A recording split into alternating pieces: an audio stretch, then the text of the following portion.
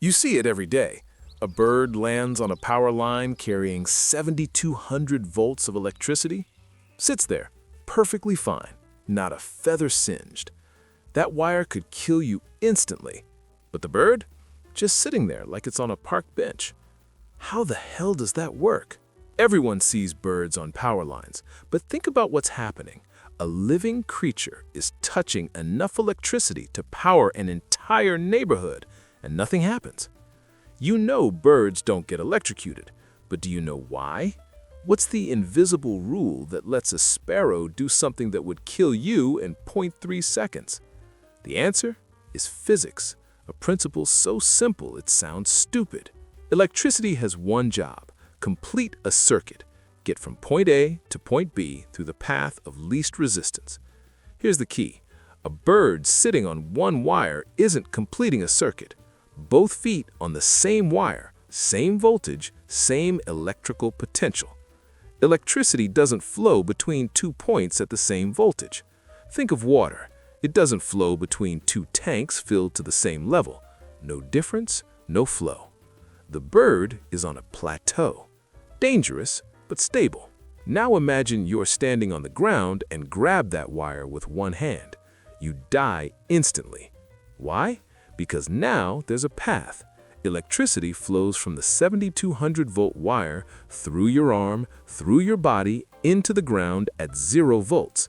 You just became the path of least resistance. The bird doesn't provide that path. Not touching ground, not touching a second wire, just perched, isolated, in electrical limbo. If you're finding this fascinating, hit that like button and subscribe to The Curious Mechanism for more hidden engineering stories. But what if a bird touches 2 wires at once? It dies instantly. This happens. Eagles, hawks, birds with wide wingspans touch 2 wires while landing. The moment you create voltage difference across the bird's body, current flows, heart stops. Utility companies install raptor guards in endangered areas, plastic covers increasing spacing between wires. Not for the birds, but because a dead eagle between 2 wires shorts out power for entire neighborhoods. Circuit breakers detect the surge and shut down in milliseconds, but the bird is already dead. Now comes the invisible engineering. These lines are designed expecting failure. Birds shorting them, ice snapping wires, trees falling on them. So they're built with absurd redundancy. Wires as thick as your thumb, not for normal load, but for the day a tree falls and dumps 50,000 amps through a half-mile section. The bird doesn't know this, it just knows wire equals safe perch. Natural selection figured out equilibrium millions of years before we invented electricity. Here's an uncomfortable truth. Our entire society depends on millions of miles of exposed wire carrying lethal voltage above our heads. Death cables strung across every street in America. Touch that wire and you're dead before you hit the ground. A metal balloon explodes the neighborhood's power. A tree too close starts a wildfire. But we forget because it works too well.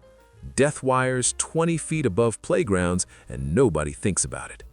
Birds sit on these by the thousands every day, oblivious to the physics keeping them alive.